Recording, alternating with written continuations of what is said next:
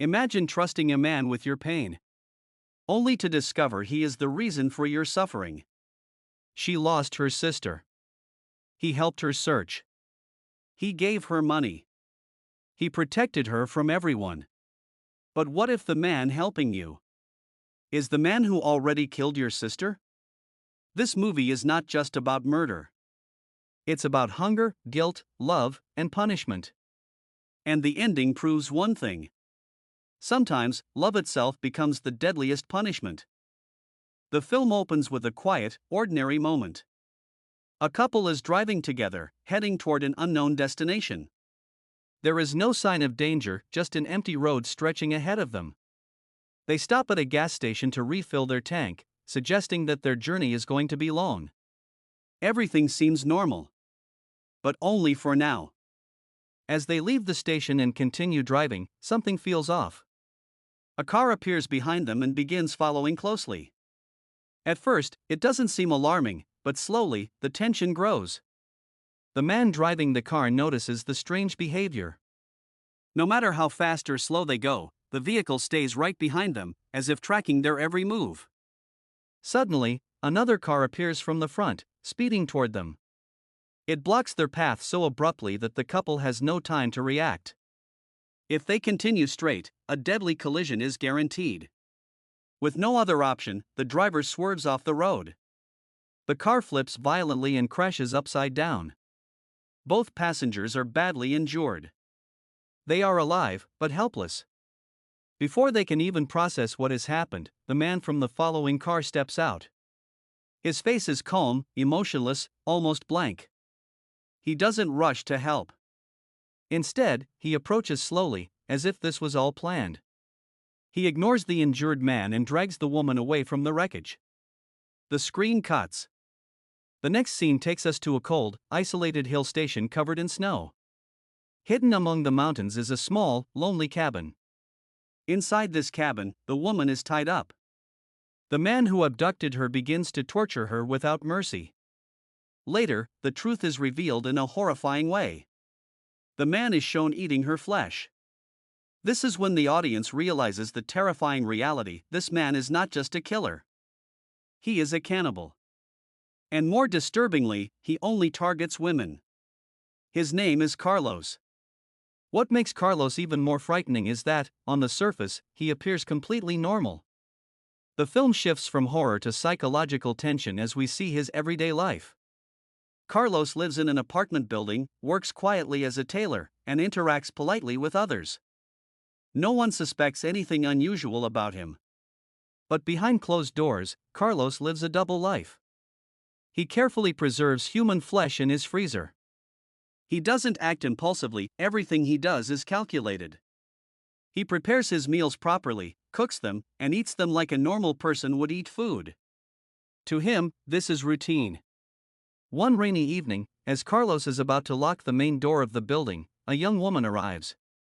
She is new to the building and is struggling with her luggage. Carlos offers to help her carry her bags upstairs. This woman is kind, friendly, and warm. She is completely unaware of who Carlos really is. Over time, Carlos starts noticing her more and more. He watches her daily. At first, it's unclear whether his interest is emotional or predatory. The girl also begins to notice Carlos. Slowly, a connection starts forming between them. She feels safe around him. He seems gentle, quiet, and reliable. But inside Carlos' mind, a dark conflict begins. He wants her, but not just in one way. On one hand, his violent instincts tell him to kill her like the others. On the other hand, he realizes that she lives in the same building. If she suddenly disappears, suspicion will immediately fall on him. So he waits. One day, the girl excitedly approaches Carlos and hands him some pamphlets. She has opened her own salon and asks him to help advertise it by placing the pamphlets around the neighborhood. At first, Carlos refuses. But then he agrees, because this gives him a reason to get closer to her. As he distributes the pamphlets, his thoughts remain unchanged. He still imagines killing her one day.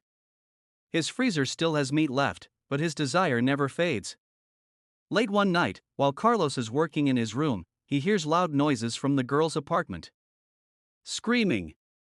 Crying. He tries to ignore it. But moments later, there's a knock on his door. It's her. She looks scared and shaken. She tells Carlos that she needs to contact the police. Carlos panics internally. The police are the last people he wants anywhere near his apartment. If they enter and accidentally open his freezer, everything will be over. He refuses to help. Trying to stay calm, the girl asks for a glass of water. Carlos reluctantly goes to the kitchen. But while he's distracted, she opens the refrigerator herself. Inside, she sees a large amount of pack meat. She is confused, but not suspicious enough to realize the truth. Carlos is furious.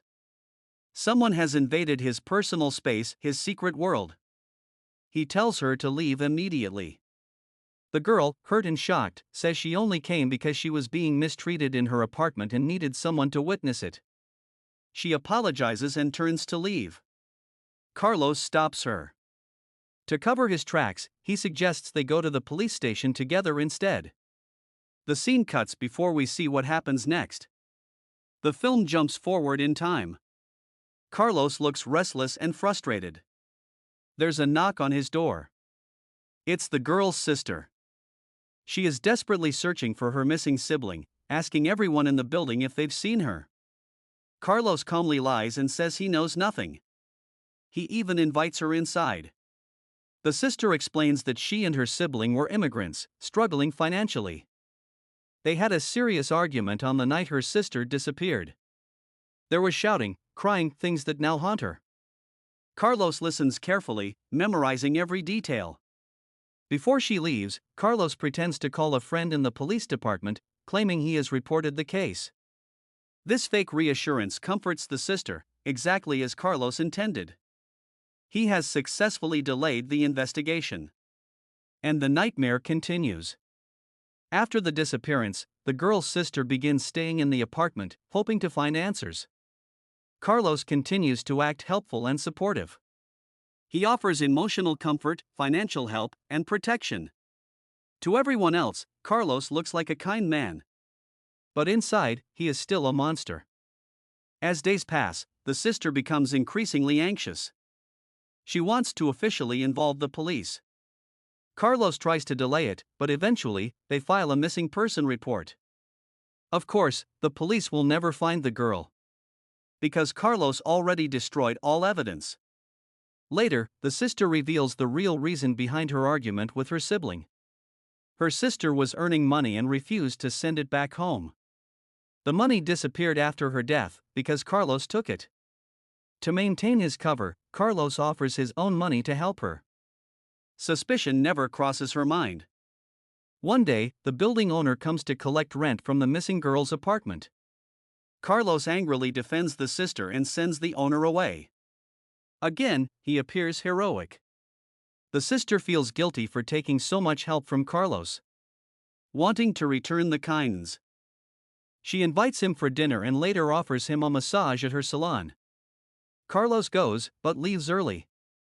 His hunger is returning. That same night, Carlos follows another couple near the sea. When the man approaches the car, Carlos kills him in a sudden act of violence. The woman panics and runs into the water. She drowns before Carlos can reach her. Carlos is furious not because of guilt, but because he lost a potential victim. Later, the sister receives a call from the police. A woman's body has been found. She believes it could be her missing sibling and asks Carlos to come with her. Carlos knows it's impossible. When the body is revealed, it's the woman from the beach. Not her sister. Back at the apartment, the sister breaks down. A man who used to exploit her sister has been threatening her, accusing her of murder and demanding money. Carlos comforts her. Then, he suggests a trip to a cabin in the snowy mountains. He says it will help her relax. She agrees. At the cabin, Carlos drugs her drink. He plans to kill her. But something unexpected happens. He can't do it. Morning arrives. The girl wakes up confused. Carlos finally confesses everything: his crimes, his cannibalism, and the truth about her sister. But he also admits something else. He has changed.